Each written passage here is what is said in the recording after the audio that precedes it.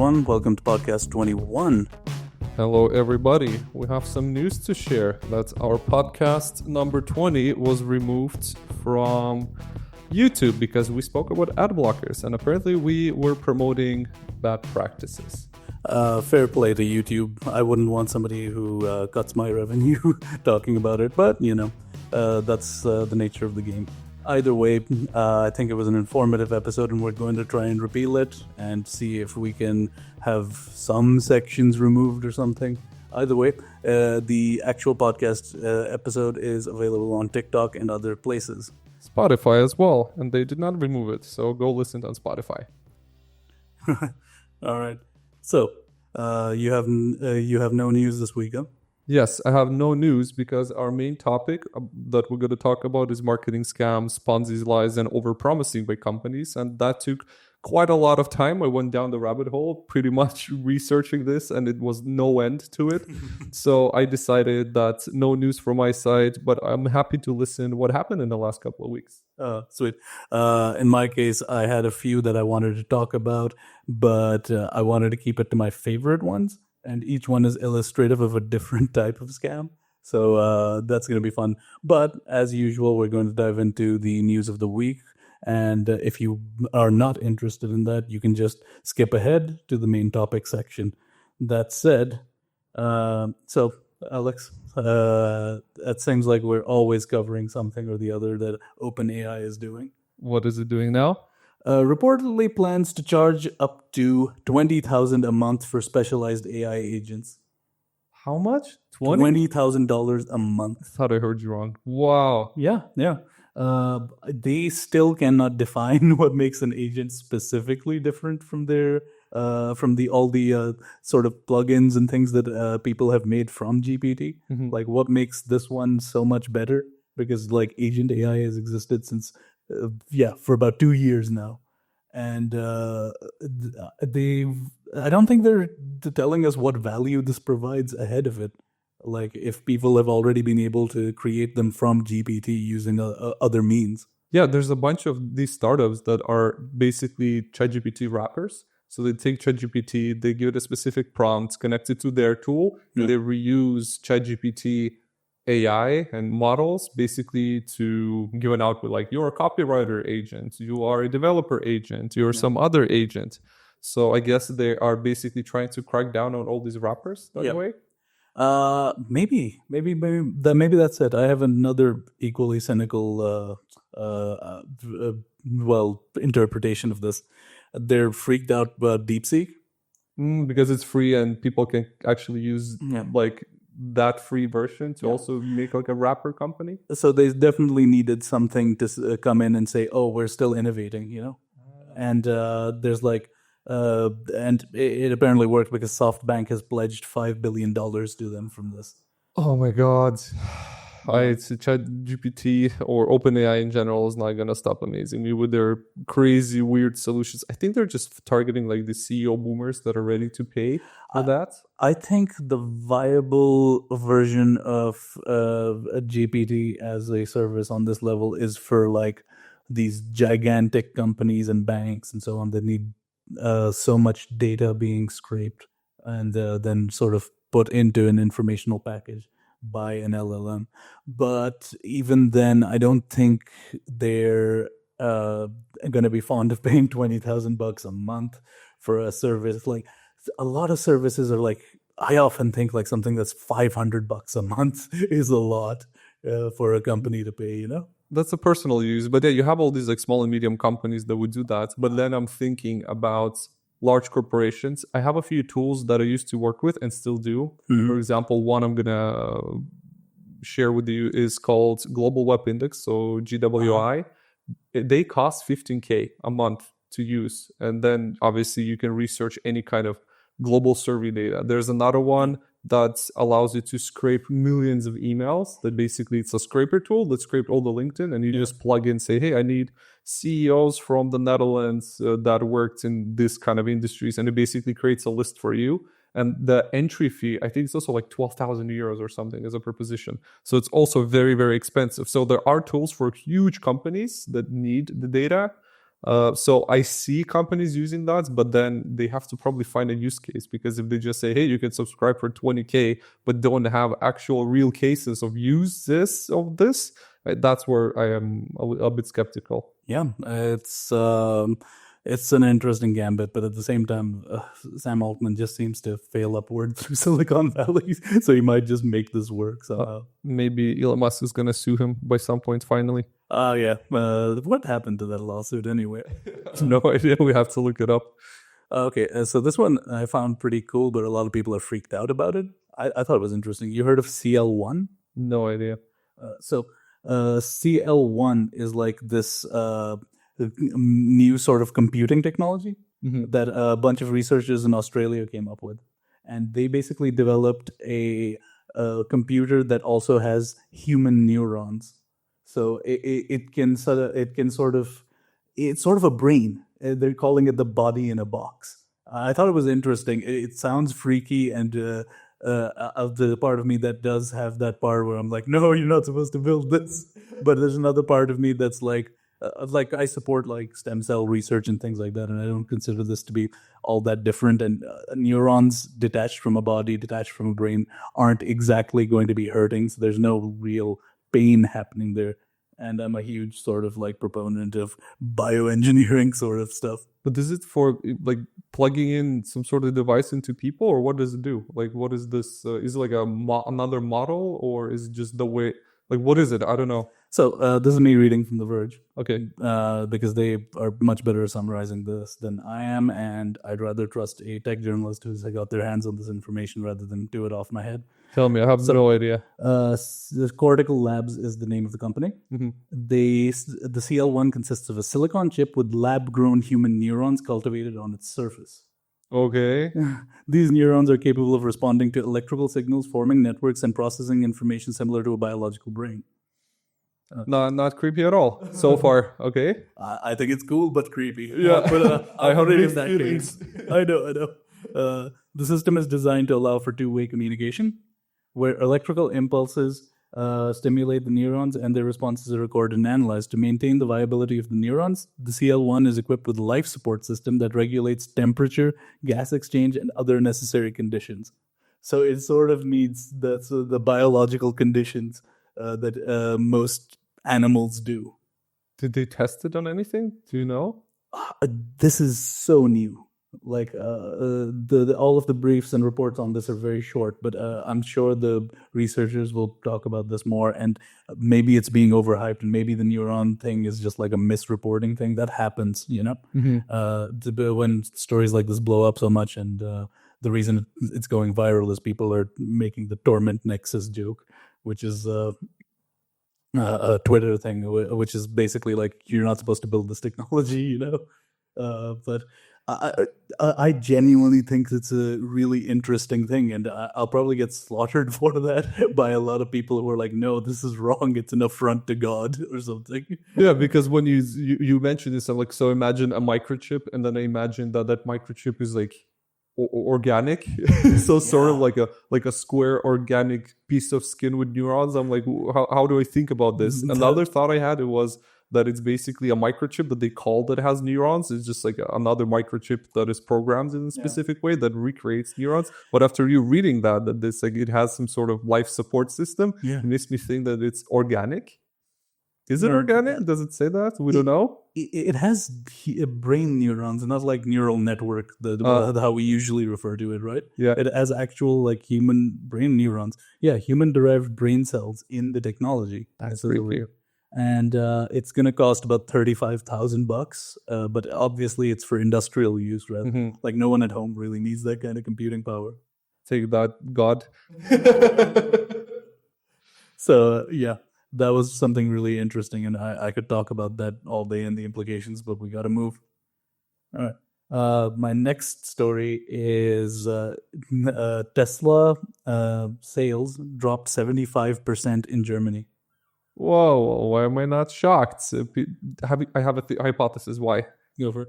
So right now there is a huge shift in like European Parliament. They are motivating people from European Union to pull out from the risky stocks in US and pull out from speculative overvalued stocks as well and invest into European companies. And they're trying to increase dividends for European companies. Yep. So some sort of change on that legislation. They're making it more attractive for investors within Europe. So like if you're European, if you invest in European markets and not US markets, there are some benefits.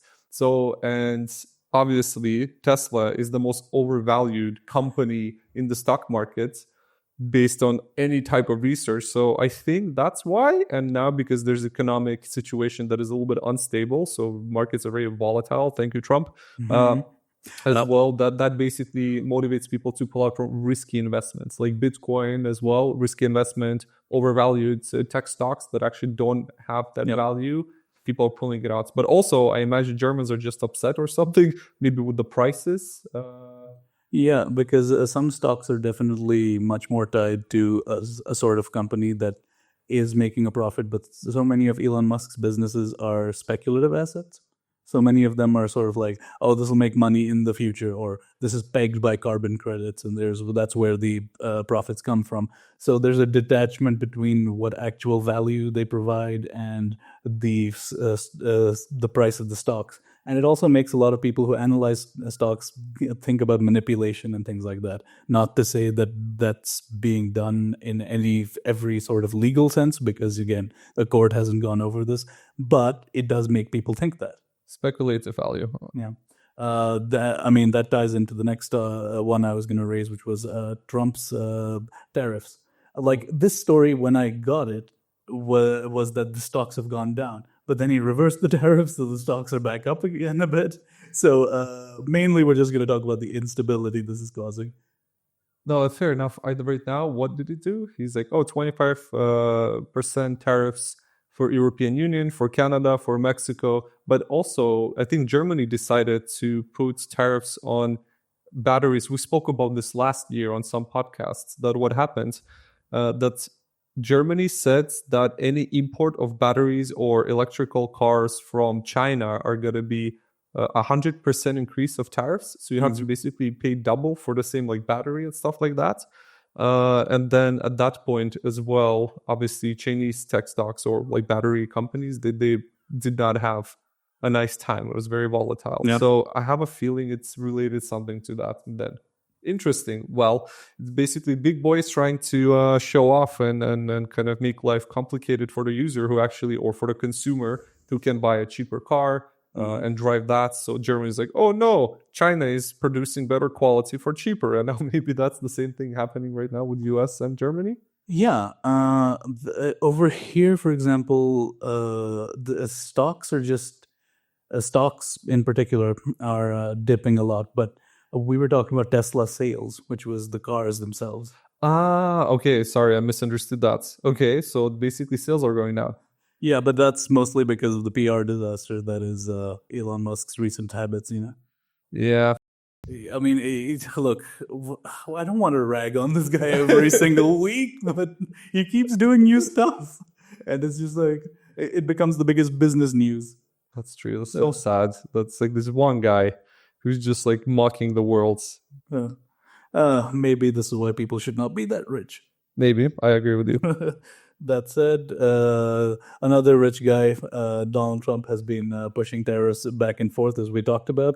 And the result of that has been the, what's it called, NVIDIA stock went down for a while. Like, it had been on a constant rise. So a 2.6% decrease was pretty major for news outlets to be talking about it. But I think it's going to go up again, because we just talked about SoftBank giving $5 billion to OpenAI. And whenever OpenAI gets a huge boost, it means more data centers and more microchips to buy. More microchips to buy, more graphics processors.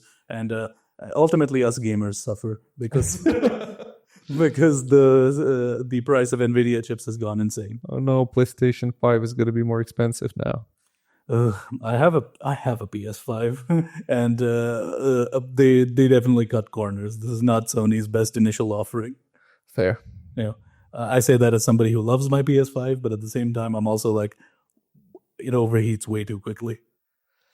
That's why some people who buy all the PCs and stuff in hot countries, they also struggle because they're like, oh, my PC is already overheating. And then imagine you're living in a country that is like, I don't know, Brazil, when it's plus 40 during summer, your PC is not going to survive that. Oh yeah, and in Pakistan we used to put fans behind all of our computers and stuff. Impossible. Just additional cooling equipment. Does it mean that's now for people living in cold countries is going to be much more sustainable when it comes to gaming? Well, they generally are, yeah. Far-fetched. Like, the performance of so many electronics goes up when it's cold. Like if you're in a cold but sunny country, for example, solar panels perform much better. Okay, that's interesting. So we all moved to Norway. The sunniest parts of Norway. The sunniest parts of Norway. It's cold, and that's why data warehouses are going to have a better time. Yeah, but there's technology and weather. Pakistan was not a good place to have any sort of electronics because one, the electricity used to go out. One time, the electricity went out and it crashed my motherboard. Like, but my computer was unusable. What did we learn from that? Move out of Pakistan? Touch grass, find new hobbies. Another bit of Elon news. We're not even going to dive into this too much. Well, it's Tesla news, I guess. A man in Oregon threw a Molotov cocktail at a Tesla dealership. I've seen the police securing every Tesla reseller, like the auto resell store. I've seen like these like lines of policemen just like securing, and someone on Reddit, I've seen it on Reddit literally this morning. So it said, I wish they could do it for my small business. I wish that's my small Indian shop on the corner is going to be protected so much when there's like racist hate. So, But at the same time, this guy was something special. He was wearing a Naruto headband. He was dressed in a cloak, like you can see the picture online, and he covered head to toe. Good use of like face coverings, and the headband had something in it that insisted that he was like an army vet. Okay, interesting. Like the headband had like something special about it. Somebody fact check me on this. But yeah, this guy is definitely out there and being looked at by the police. But I hope he doesn't become a second Luigi Mangione. I'm 92% sure it started in a 4chan. This either feels like 4chan or an anime forum where they just really hate him. It's the biggest promotional material, biggest marketing campaign for Naruto. Naruto Ninja Storm. The new game's coming out soon. The last thing I wanted to cover was really sort of. Well, we have to be careful on this one because how I mention it might get us demonetized, etc. So yeah, there's a Chinese AI video generator that unleashed a flood of non-consensual porn, and it basically used images of people and turned it into pornography. Yeah. So 404 Media was investigating this, and there was a sort of ecosystem that's developed around AI image generators and non-consensual content everywhere. And AI video generators are capable of sort of just grabbing all sorts of images. Most of these videos are created by abusing mainstream tools from companies with millions of dollars in venture capital funding. I mean, this is another wrapper. Literally, let's take this AI API, another AI API, one for video, one for images, one for face replacements, one for some sort of rendering and so on. And they just wrapped all of it into one tool that creates that, I guess. Yeah. So a professor at UC Berkeley was interviewed in the same 404 Media piece. And they were saying some safeguards need to be put, and sort of he talked about this term, which is called NCII, non-consensual intimate images. So this is good. I think this should be a legal term, and it should be like processed through the right legal channels, and legislation should be created to prevent this, because that's frightening. It's one thing like 20 years ago when you were afraid of like somebody leaking nudes or something. But this is next level. There are no nudes to begin with. If it's just your face slapped onto a.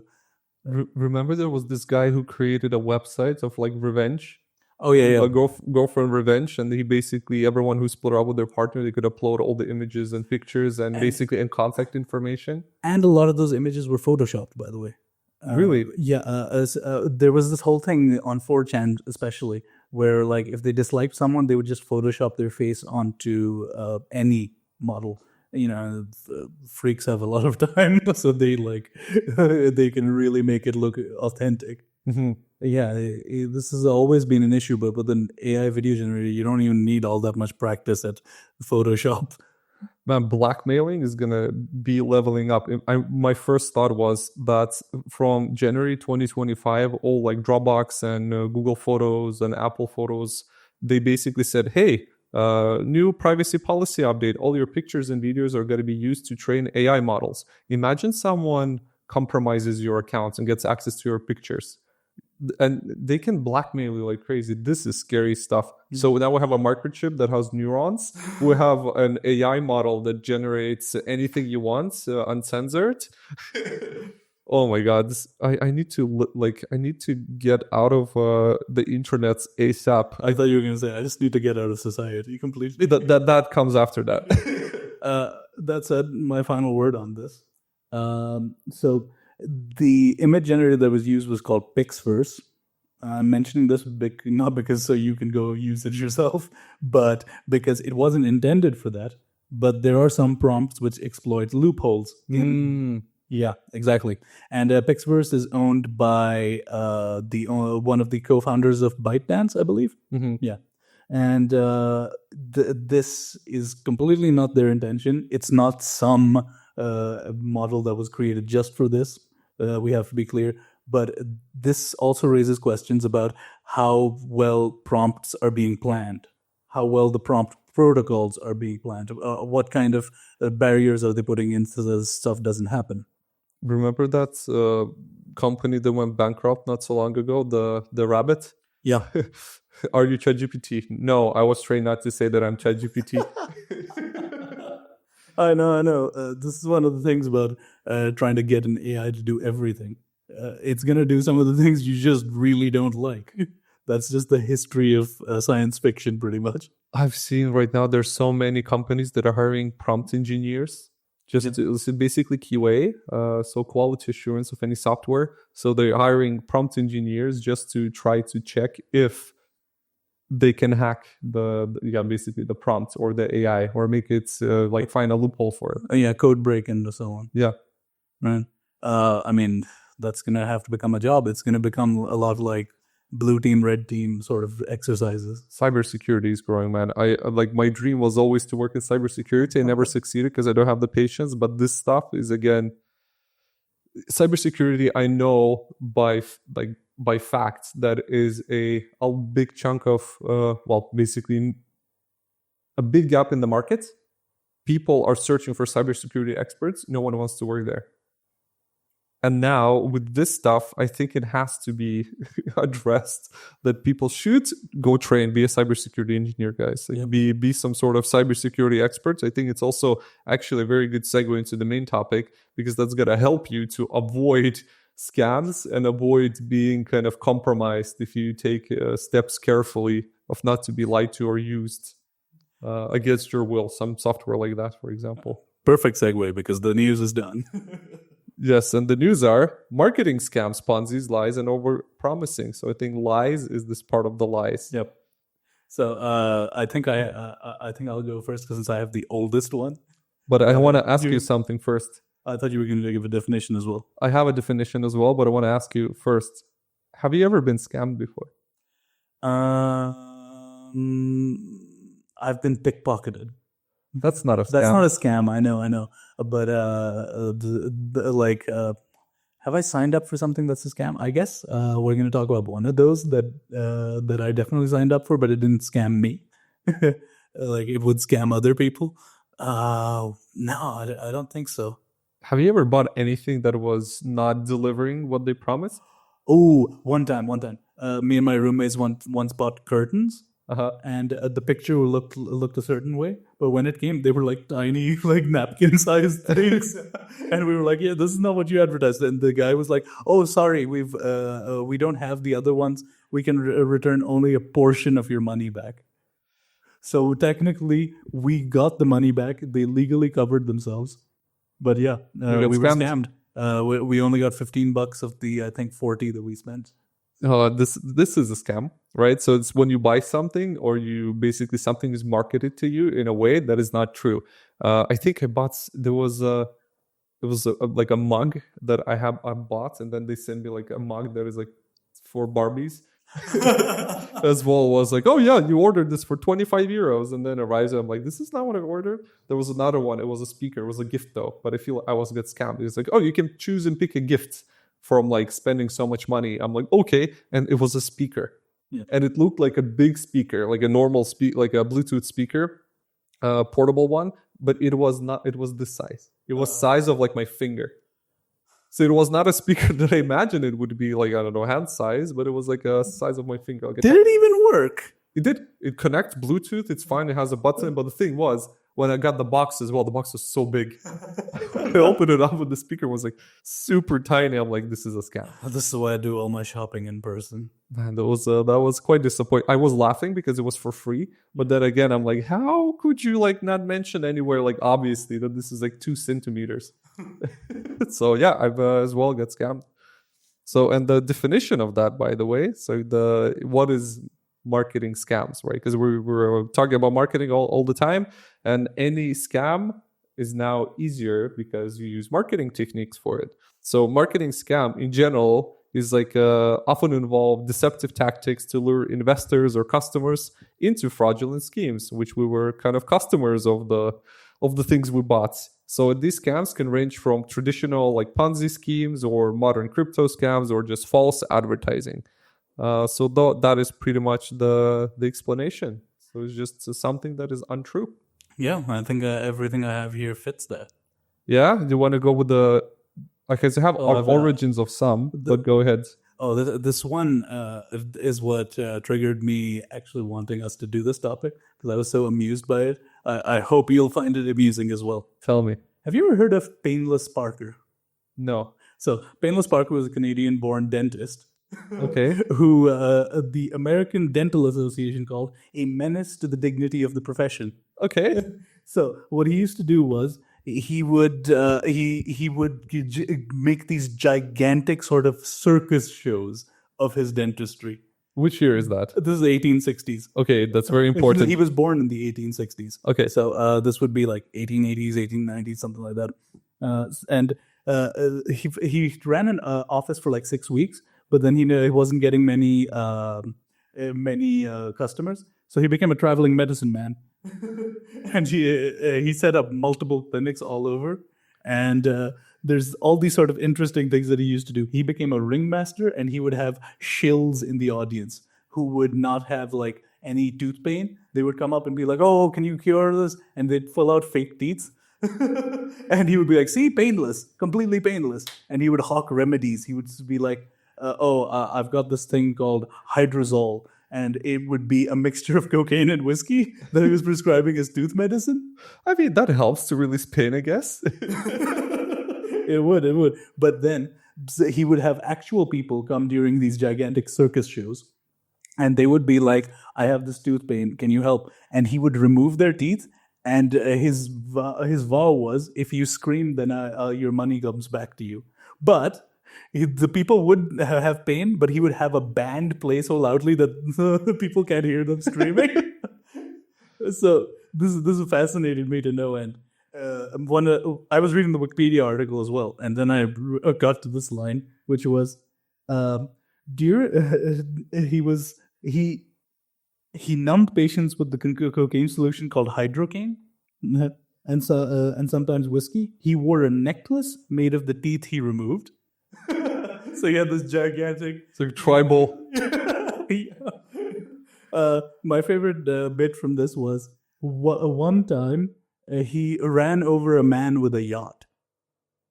in a lake, I guess, somewhere. Either in a lake or he was driving the yacht on the ground. I don't know. How do you run a man over with a yacht? For one purpose, like by accident, it's like factless. He was a scammer and he ran a person with a yacht. Yeah. I mean, that was my favorite sentence from it because I just couldn't envision it. But anyway, he set up multiple clinics that still operate to this day from different owners, though. Oh my god, I love the story. I know, right? It's such insane marketing. So I like the band part, I think, because you're like, come to my dentistry, we'll have a band playing. I was reading The Man with No Face by Masha Gessen, who's like a Russian dissident. And she was talking about how in the early days after the collapse of the Soviet Union, how the Russian military would stop them from protesting by sending a band to play so loud that it couldn't hear the protesters. I think this is something that is still being used as a profit. Wait, this story gets better. And she said what the protesters started doing was, and this is insane, which the protesters started doing was they started carrying lemons that they would bite into, and that would make all of the brass players' mouths salivate, so making it harder to play their instruments. I love this. I really hope that story is true. I couldn't believe it when I read it. I want it to be true. This is already some sort of I don't know. Anyway, I wanted to say something very bad, but with the latest podcast being taken off from YouTube, I'm going to restrain from that. Yeah. Well, this is funny. I have more of like origins of some schemes of marketing. Awesome. So I have 3 types of scams that I put. It's Ponzi schemes, pyramid schemes, and crypto scams. Do you know where the origin of the Ponzi scheme came out? Oh yeah, it was a guy called James Ponzi or something. Charles Ponzi. Yeah. So it's the Ponzi scheme gets its name from a swindler named Charles Ponzi, who in the 1920s, so it's also like 100 years old, became a millionaire by promoting non-existing investing opportunities. So mine are more about money related. So the Charles Ponzi, his original scheme basically that he started in 1919. So he focused on the U.S. Postal Service, so and international mail. So normally, he received once a correspondence from someone in Spain who had prepaid an international postage. So this international postage reply coupon could be exchanged for U.S., like in the U.S. So basically, you would have to pay for the postage, right, to send like a reply back to Spain. So this gave a Ponzi an idea where basically tiny difference between the changes for the coupons and then the redemption price is based on the different currency exchange rates. So because of that, he could basically send a bunch of these prepaid, I think, mail postages that people had to like pay him back to reclaim. So it was like sent to, Raval, this is a message that you have to pick up. It's like urgent. You're like, I have to pay for it. So you pay it, come back to me, open up. It's like, surprise, empty or something. But he would do that and he would get like a bunch of money for it. So that's where the Ponzi scheme was born. So basically the Ponzi scheme are investment scams. The returns are paid to earlier investors, for example, right? So you have to get this mail, then you get something like important, but you have to pay me first for it. So it's basically lying to people. And they normally promise like high returns or like little risk or often like some sort of benefit that you will get that you will not get. So that's where the Ponzi came out of. So that's the definition as well of that. The other one of the pyramid schemes. What is a pyramid scheme? So it's similar to Ponzi schemes, but focus on recruiting new members. The multi-level marketing, as it's known. As well, any church.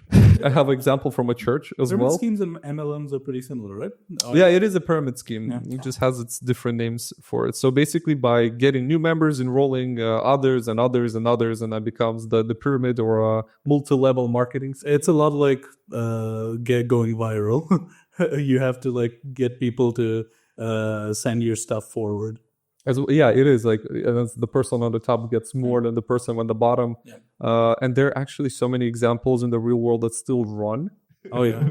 I mean, what was it called? I've forgotten the name, but it's a really big company in the US. It was supplements.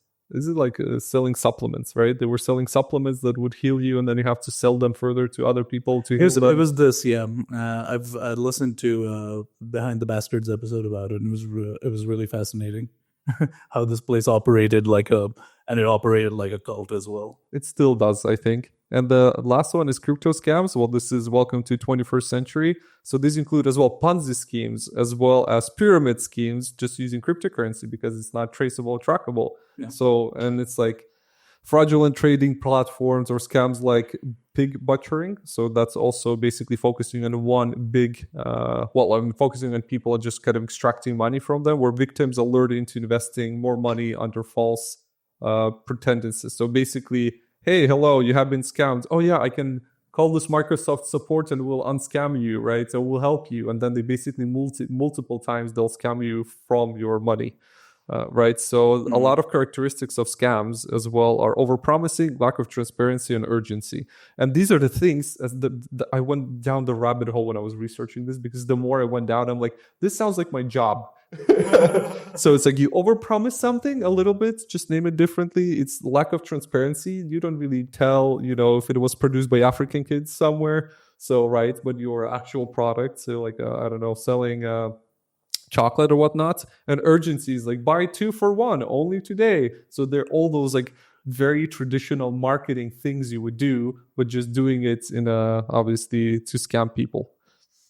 Oh yeah, that's a pretty good rundown of the different types of scams. But like another one I wanted to add was the pig butcher scam. Yeah, which is like a thing that goes on where you slowly convince people like on dating profiles or something. Oh yeah, I've seen those.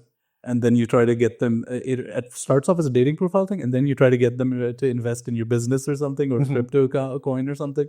That's a pure scam kind of marketing thing. And it takes such a long time and investment and dedication. It's a community building thing. Yeah. So like, hey, hello, I'm a famous actor, and then people just kind of believe that. Aside from just going over these various historical examples of like scams and stuff, we also wanted to make clear that scams usually happen to people who are vulnerable financially, emotionally, or are isolated and need something to fill their time. So many old people are targeted by MLMs, and they're like, oh, you want to make some extra money and be like part of this thing. Yep. So that community building thing is actually very apt. Yeah, I have one that has actually happened. Maybe you heard of it. It's Gerald Payne and the Greater Ministries International. Oh, tell me about it. So Gerald Payne and Greater Ministries International, or they call it GMI, were involved in one of the most significant Ponzi schemes in history, which has operated in the 90s as well. A lot of these scams, they started growing very quickly when the television, radio, leaflets, anything started popping up, like all the traditional marketing basically tools, because they allow to reach more people, right? And then you don't have to spend so much time and money to, let's say, convince one person. It's like, hey, it's just in the masses, and all the vulnerable people, they would just start kind of coming in. So this is basically what they did. It's the nature of the scheme was, it's a Ponzi scheme, so very traditional, disguised as a Christian ministry. It promised investors that their money would be doubled in less than 2 years.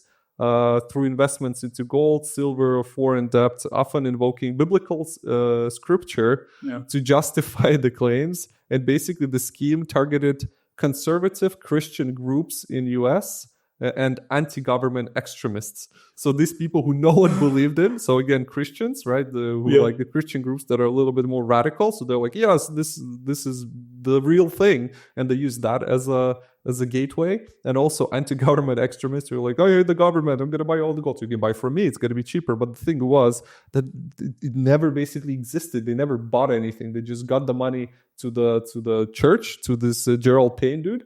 And then the returns after 2 years, he would give it back to the people who entered earlier, right? So the impact was basically, obviously, financial losses. The scheme defrauded nearly 18,000 people, accumulating close to $500 million in 1993 until 1999. Whoa.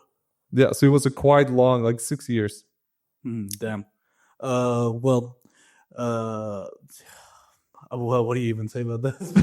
Right. Like, I've got something similar for the next one, which is, have you ever heard of Spiritual guru Carlos. I want to say yes. I don't know why. I want to say yes. I did. I watched a YouTube video, or was it Netflix TV show? It's like top 10 scammers of the world, and you go, they like rate them. So there's like a Netflix TV show about it. I have a feeling that I do, but tell me. I'm going to tell you about this because this gets me into talking about a, a scam that I actually like, but you'll understand later Okay. why. So anyway, Carlos was this spiritual guru who used to do all these amazing miracles in quotes, and he would do things like sell stones and little trinkets that were from Atlantis, and he would he would access a spiritual realm, and he would have doctors next to him, like real professional doctors, by the way, who would be fooled by him decreasing his blood rate to the point that he would flatline. Wow. Flatline in terms of like how you read the palm, which is key to this trick, right? And this was a massive hoax. It was massive in Sydney, in Australia, and then at some point, Carlos came out and said this was all a scam. Okay.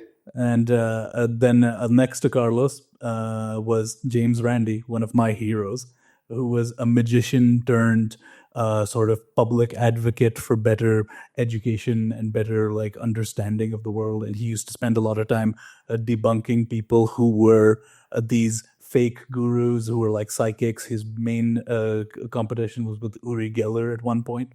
There's an amazing documentary about this called An Honest Liar. You should all watch it. It's great. It's on Netflix if you want to check it out.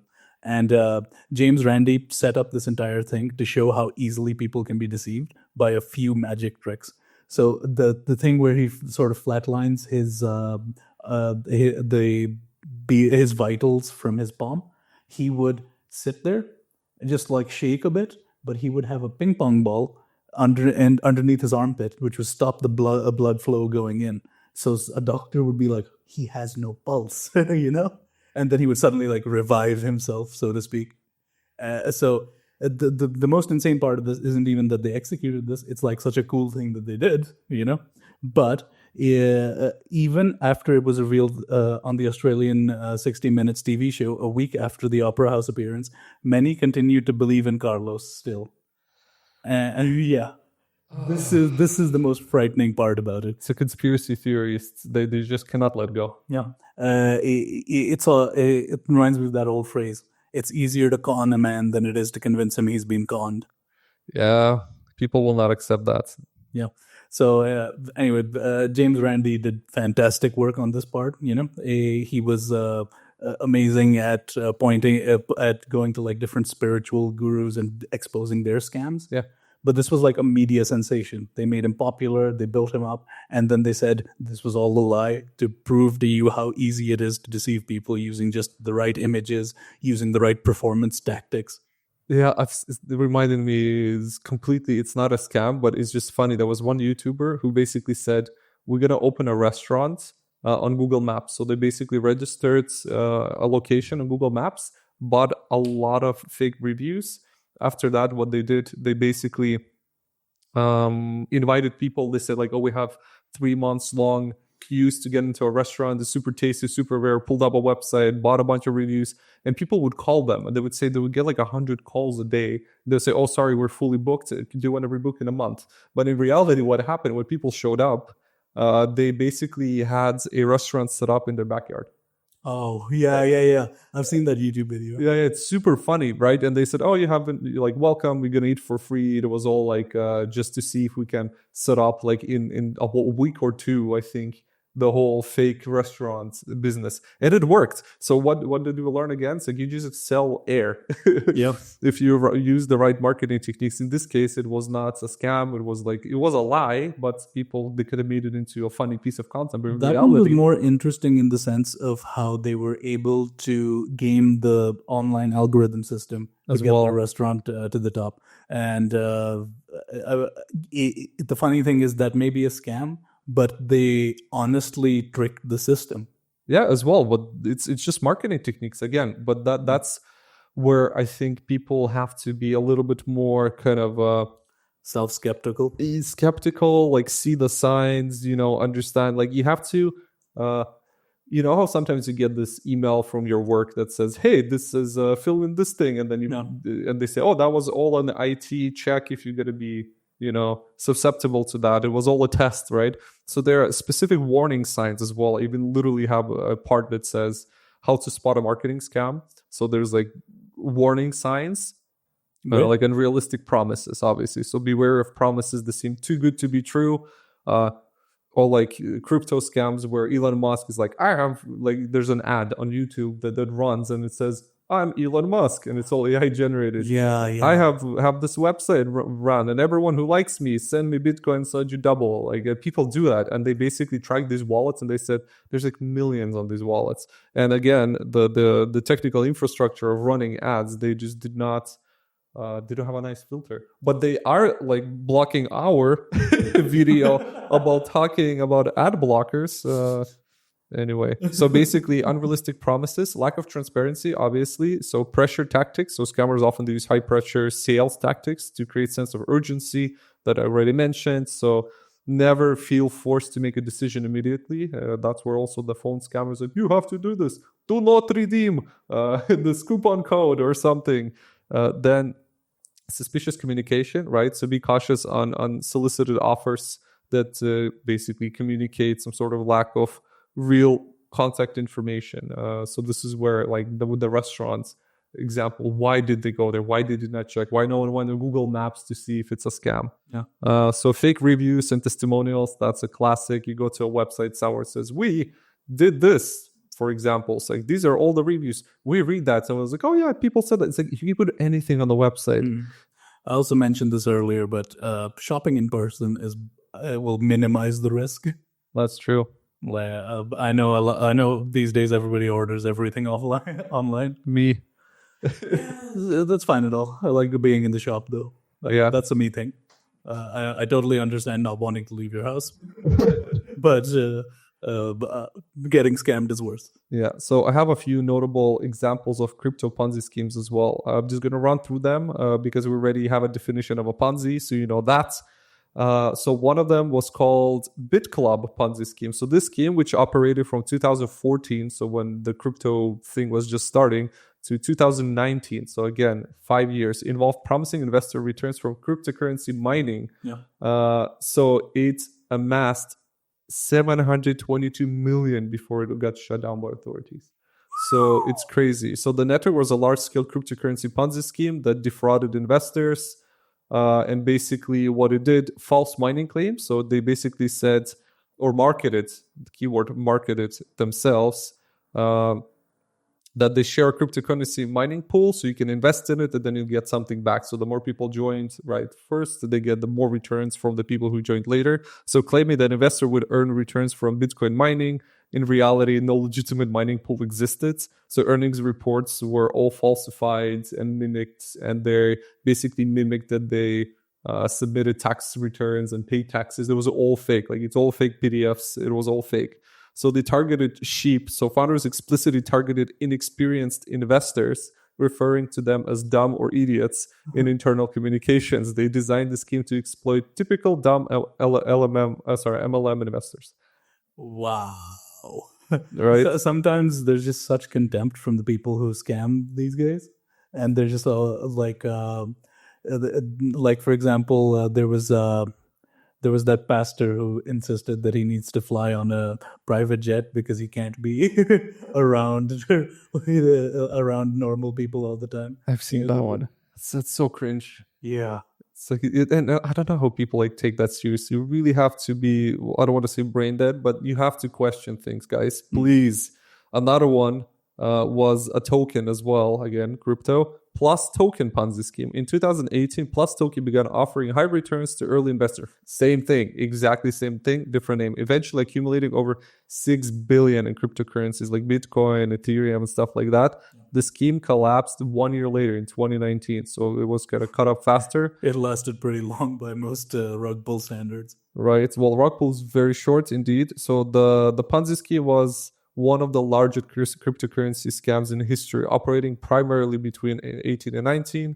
And the initial setup presented itself as a cryptocurrency wallet promising high returns investments in its associated whatever plus tokens. It claimed that these returns would come from exchanges, profits, mining income, whatever, referral bonuses. So investors were encouraged to buy these tokens in Bitcoin and Ethereum.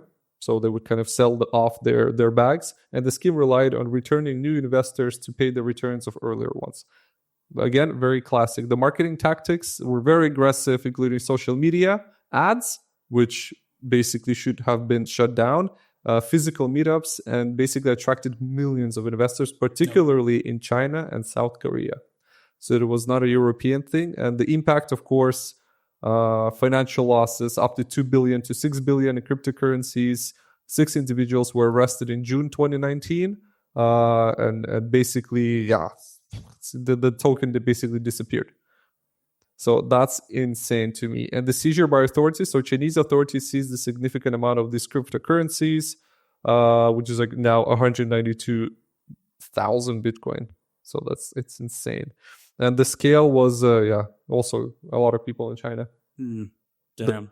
It's like, for me, I read this, it's a copy paste. This is why I went down the rabbit hole. It was quite difficult for me to pick one because each and every one of them is exactly the same. And for me, it's baffling. Like I think people have to be filtered through. Like you go to one time, it's like, oh, but the next one is probably real.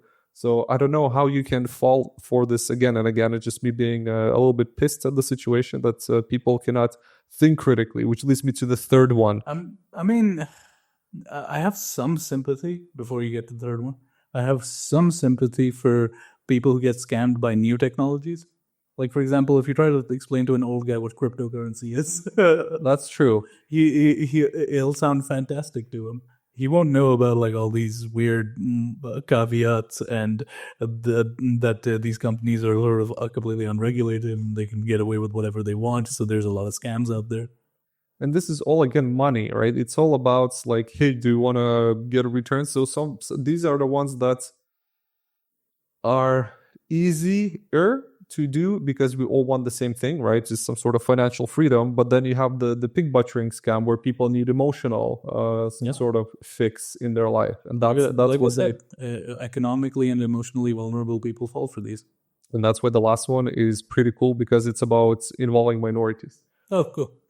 So crypto FX Ponzi scheme. Again, Ponzi, same thing. So it was charged, like 17 individuals were charged for their roles in a 300 million Ponzi scheme that promised returns for crypto from foreign exchange trading, blah, blah, blah, same thing. And it lasted from 2020 to 2022, so during COVID. Mm-hmm. So the Ponzi scheme basically was a significant cryptocurrency scam, as mentioned, targeted predominantly Latino investors across the United States. Wow.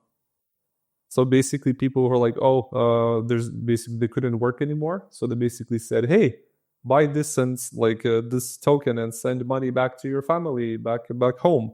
So the location obviously was Houston, Texas. So again, predominantly a Latino populated state. The target audience, target Latino investors. And they promise like 100% returns a month or something like that. 100%. Oh, that's already a tip off. Right. But this is where you have to think why people did not think about that. For me, this is like, did you like not, if it's too good to be true, maybe it's a scam. I don't know. It's just but if you're down on your luck, you'll believe whatever you need to believe, you know?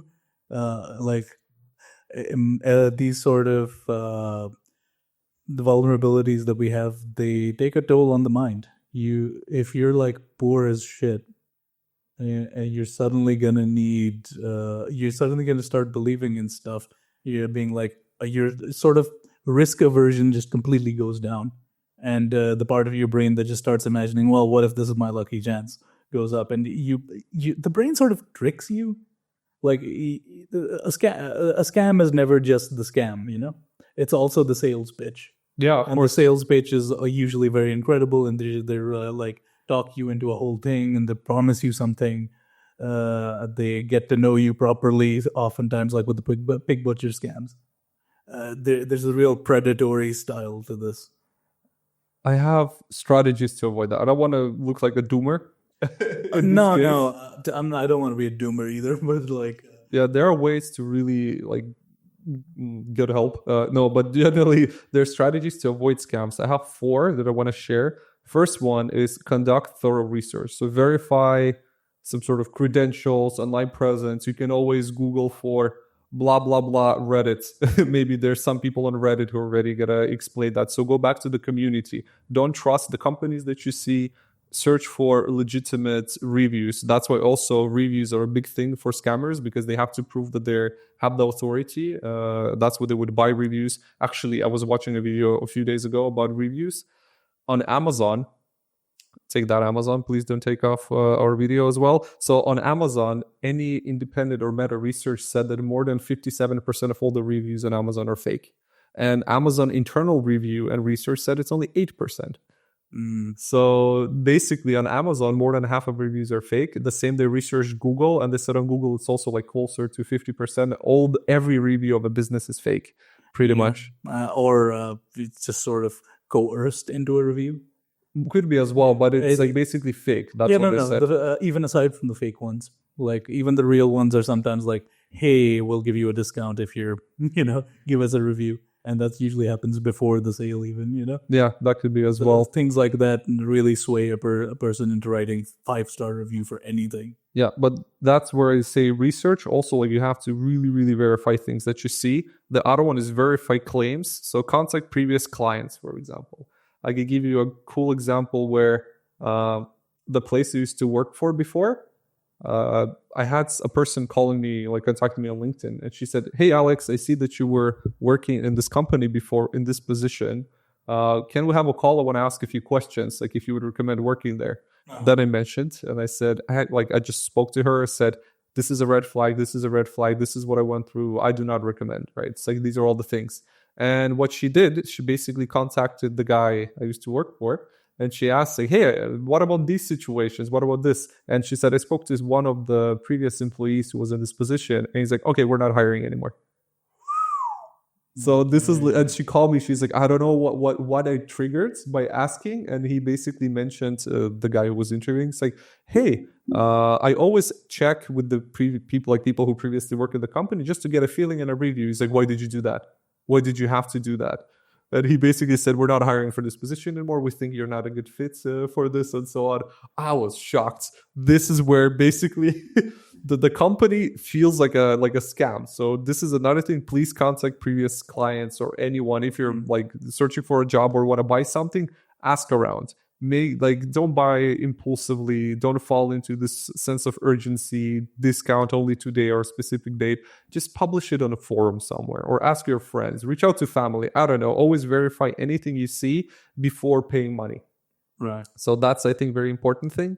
The third one is watch for hidden fees, right? Ensure that you understand all the costs involved, especially when it comes like if you want to buy something, see if you buy a coffee machine. I feel like the capsule machines are a scam, totally. But it's me who are a coffee lover. And I think that if you buy any type of coffee, you can buy the beans and grind them and so on. And the capsules is basically if you buy a machine for 50 euros and the capsules to make it run costs another 50 a month. I feel that's a scam, even though the product is real and it's marketed in a very nice way. But I feel that if I have to pay for something so much, or razors, I think we spoke about razors, like to shave your beard or something. I paid $80 for Gillette razors recently. Right? This is insane. I feel that's a scam. That shouldn't be that way. The stick is so cheap. Yeah, but like the actual razor is just insanely expensive. Yeah, look, the stick, it has a battery in it. It vibrates and it's metal. It's not like gonna go bad or anything. Razor, like shit razor. Here you go, 50 euros. No. So please watch for these hidden fees and stuff for products, because it might be that they're trying to scam you out of your money in the long term. And the last one is more kind of emotional. Trust your instincts. If something feels off, probably it is. If it feels too good to be true, it probably is. Trust your instincts. Avoid any deals that seem suspicious. If it's 100% return on your investment in tomorrow, that's a scam. Elon Musk would never launch a crypto token because he loves you very much. Trust me. He's already got one, but he's not going to launch a second one. Right. I mean, just be very, very attentive, guys. Yeah, the AI video thing is just insane to me. This is where I have my last part, which is Oh. emerging trends and scams. But that's something I want to kind of tell you in a second. I wanted to add one last one to which is relevant, since we mentioned both scams and we mentioned the Silicon Valley people like Elon Musk. If you're in the US, you can contact the Consumer Financial Protection Bureau if you have been scammed. They're trying to dismantle it right now. I wonder why. But like, if you've been scammed, they can get you money back. This is a thing that you can call for. There's a political commentator, Kyle Kulinski. He was talking about his experience where he was paying out an insurance, and the Consumer Financial Protection Bureau one day sent him a check back and said this company was a scam. They never used to pay back the insurance stuff. So without him even applying, without him even knowing, he got a check back. That's nice. So look for an agency that deals with these things. And even now for crypto scams, I know as well in the US, I'm not sure about the European Union, what's happening here. But in the US, even all these Ponzi schemes that collapsed, the government is basically everything's obviously everyone's in jail. They also started paying back the people and the consumers who got scammed. So also it's try to find a way, probably like some sort of local agency or the government protection agency or some sort of department within your country has to have a program like that to help you get your money back or some sort of compensation or support, because things happen, and I'm pretty sure that there's at least something that you can get back from it. For me, the last one was emerging trends and scams. So this blends really well into your AI video that you mentioned. Should we do one example before you get into that? Yes, let's do it. Sorry. Right. One last example that I have, and we're never going to get this sponsorship, I guess, after this. After I say this. Yeah. Go ahead. You're familiar with honey? Yeah, I read the scandal not so long ago. Yeah. Oh, awesome. Then I don't have to super explain it. But yeah, honey is this platform that was heavily publicized by different like influencers. And it's supposed to get you like discounts and stuff. And I remember having honey on my computer, which is what I mentioned earlier. There's one scam that will mention that fooled me. So I had honey as a plugin on Chrome, and what used to happen was at first there were actual discounts that they used to provide, and then it just kind of stopped working. So I've just kind of deleted it and didn't think about it for a long time. And then a whole bunch of YouTubers started talking about how honey is not giving them any affiliate kickbacks. And another YouTuber started talking about how honey is just means to steal your data. Honey, by the way, is owned by Peter Thiel, also of PayPal, one of the most odious men on the planet. So I'm not surprised any of this is going on. But honey was what I'm most interested in is how honey was scamming its own like affiliate marketing people. Really? Wow. Yeah. Okay. So when you click on an influencer's affiliate link, a cookie is created to track the sale and credit the influencer, right? So when you get to the checkout point, honey activates and replaces the original cookie. Oh, yeah.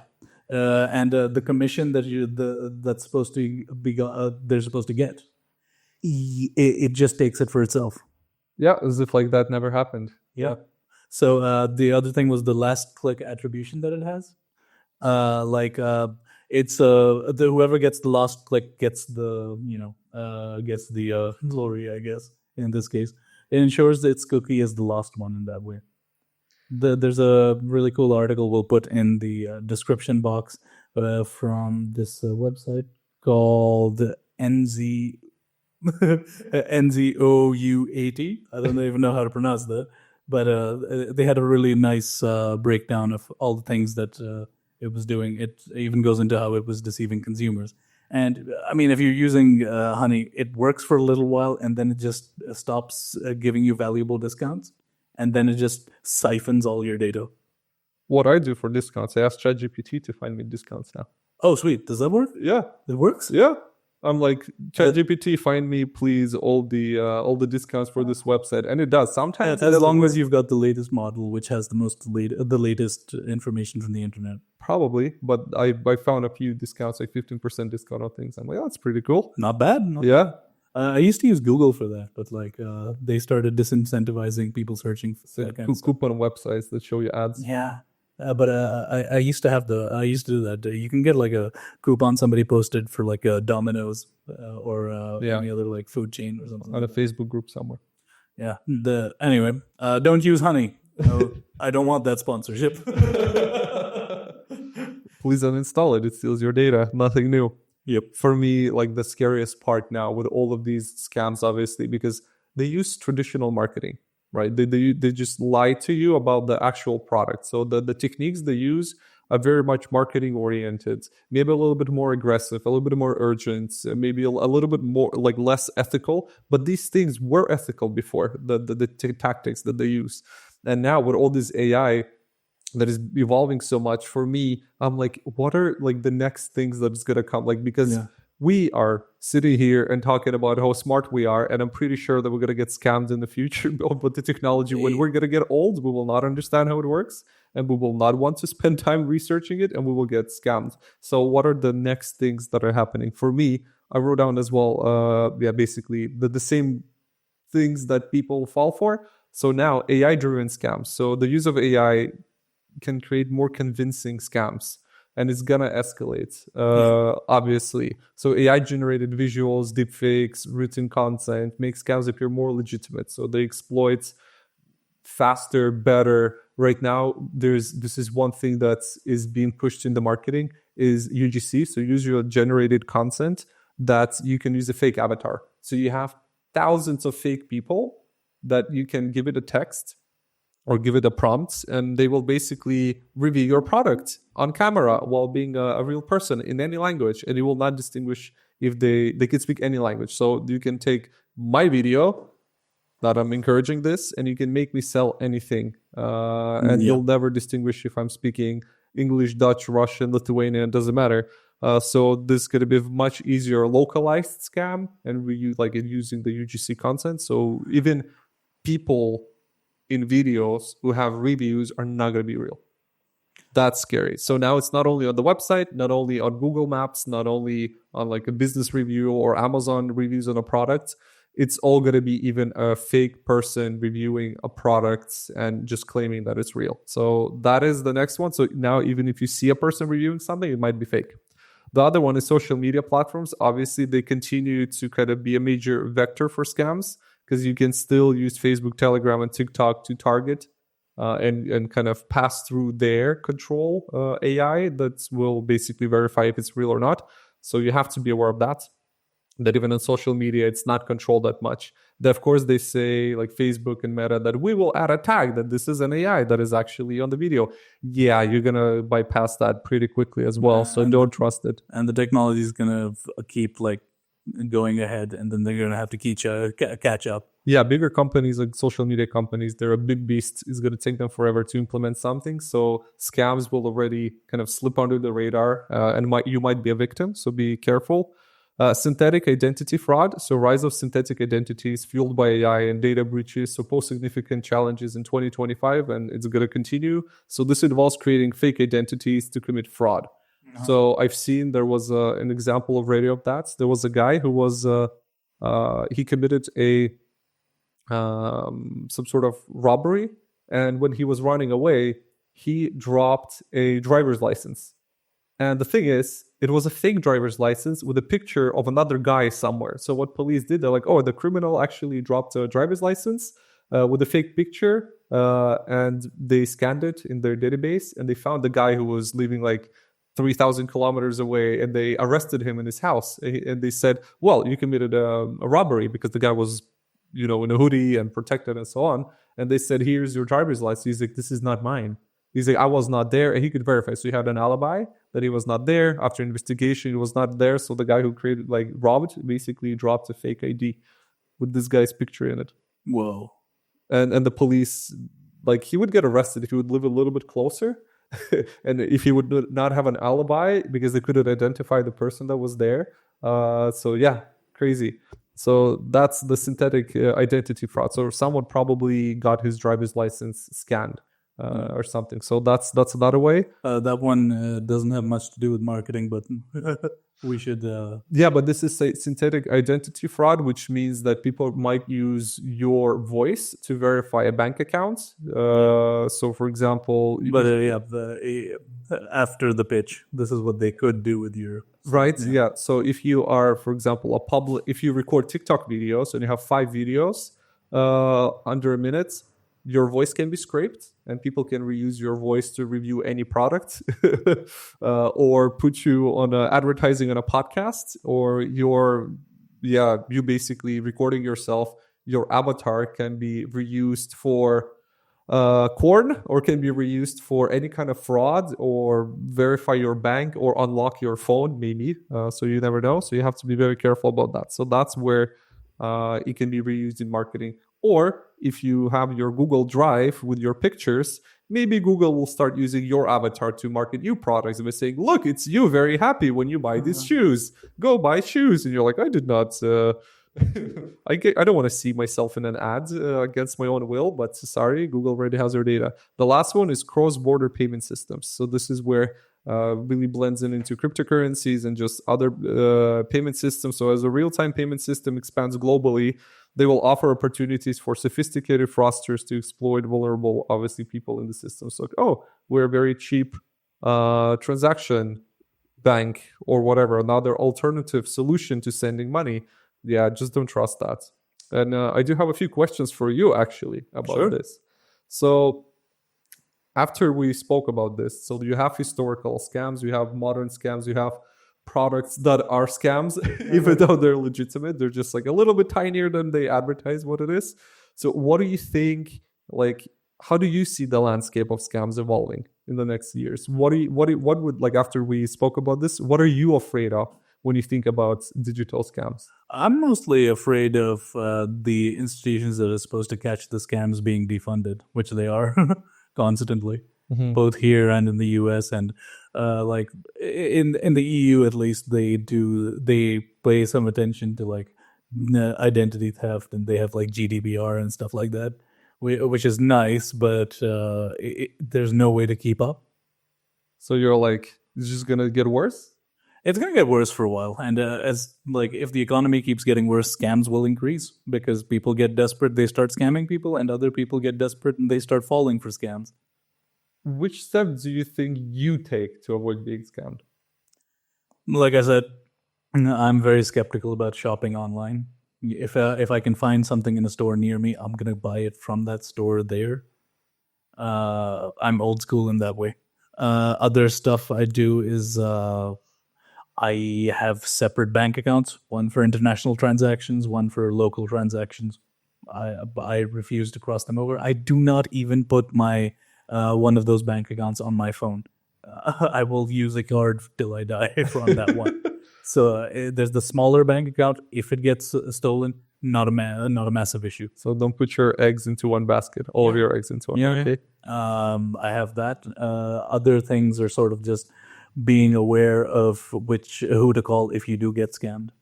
Tell your bank instantly, hey, I've been scammed. Can you just cancel my card right now? Knowing the government agencies that you can call to be like, hey, this is a scam that's going around. If it's a company that's registered and it's doing the scam, they're much easier to catch. Ironically, that's the one situation where bigger companies have a disadvantage. What do you think then? Like, how to bring awareness to people? So what would be your way of creating awareness about scams, or like improve the customer kind of protection? I mean, this all ties into sort of internet literacy more than anything. There should literally be a class that they teach you in high school. That's a good point. Like, this is the thing, especially in this day and age. Imagine handing your iPad to a kid and your credit card is tied to it, and the kid just clicks on the wrong link or something and it's shown like a toy they want to or an app they want to download, with like funny colors and so on. I'm pretty sure that happens, though. That does happen. It's a real example I'm talking about. There are so many ways in which when things become so convenient, they become easier to, like, they take something from you, whether it's your privacy, whether it's your sense of security, which is one of the reasons I keep talking about, like, going in person to shops and buying stuff. And like I'm willing to make myself a little bit I don't even find it inconvenient, to be honest, because I like shopping in person, and the added bonus is that it's better for cybersecurity. But either way, I think you need to be educated from a young age. You need to be willing to make yourself a little bit less convenienced, you know?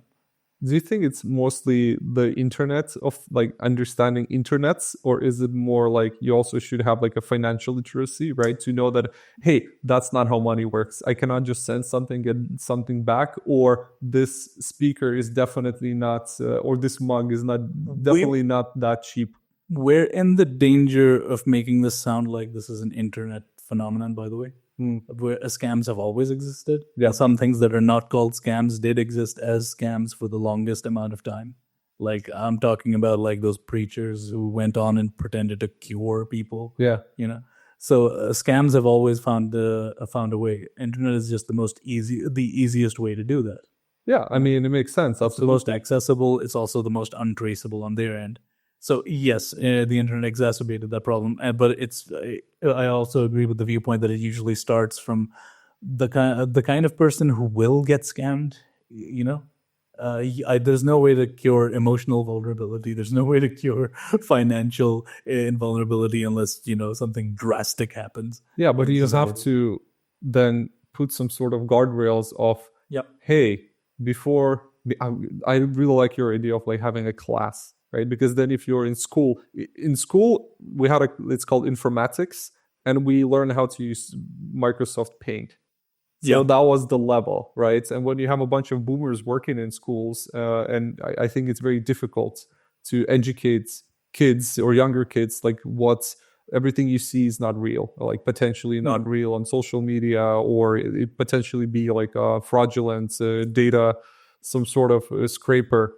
Like, don't do that. I mean, I would, if such a class did exist, I mean, it would be so useful because, one, you try to teach them to stay away from scams. Two, you teach them how to research things properly. That's true. Like university, like in university also, I believed so many things even when I was at uni. Like I believed a lot of things I saw, like I took it for granted. So I never like had a critical ability to double question whatever is online. Yeah. So I like the idea of like classes, having classes in schools or universities that's going to teach kids that, hey, maybe you have to be not only financially some sort of, well, I mean, that's very difficult to explain to a school kid or something, but you need to have not only internet literacy, but also maybe financial literacy, and be aware that, hey, there's like an institution that fights that in case that happens. I also think another cure for this is that financial transactions online should be very regulated. Mm-hmm. Not just regulated, there should be a tag that you can ask for. You know, it's like, hey, before like a little information box or something on every website that asks for money, where you can kind of look up their business registry or something like that. That would be so cool. Yeah, things like this would really help if people were willing to engage with them. Some people just won't even click the tag or something, you know. Do you accept all the terms and conditions? Yes. Yeah, exactly. I mean, we're all guilty of that one. Yes. If it's actively your money being taken, there should be a thing that you can do to check exactly where this is, who's getting the money, and there's so much lack of transparency from the business side of things that helps create this problem. It's not the internet; it's that we've made it overly acquiescent to these sorts of false business interests. Like this comes at the it's convenient to set up a web shop, but this comes at the expense of a consumer suddenly being like, oh, I don't know if this business is legit or not. I don't know if this website with 60,000 pages is just falsely populated or not. That's true. That's going to become much more difficult to spot. So we have to be really aware. So unrealistic promises, lack of transparency, pressure tactics, suspicious communication, just fake reviews. Those are the 5 things to pay attention to. I mean, I think that's a good capstone because we're reaching the upper limit of our time. Okay, thank you everyone for listening. Please follow, communicate, and check what we do. We are now publishing, I think, on TikTok, on Instagram, on our website as well. So check promoguy.nl if you want to see some podcasts and other cool articles that Raval is writing. And yeah, check our podcast on Spotify and YouTube as well. Like, subscribe, the usual things, blah, blah, blah. Thank you for listening. Enjoy. See ya.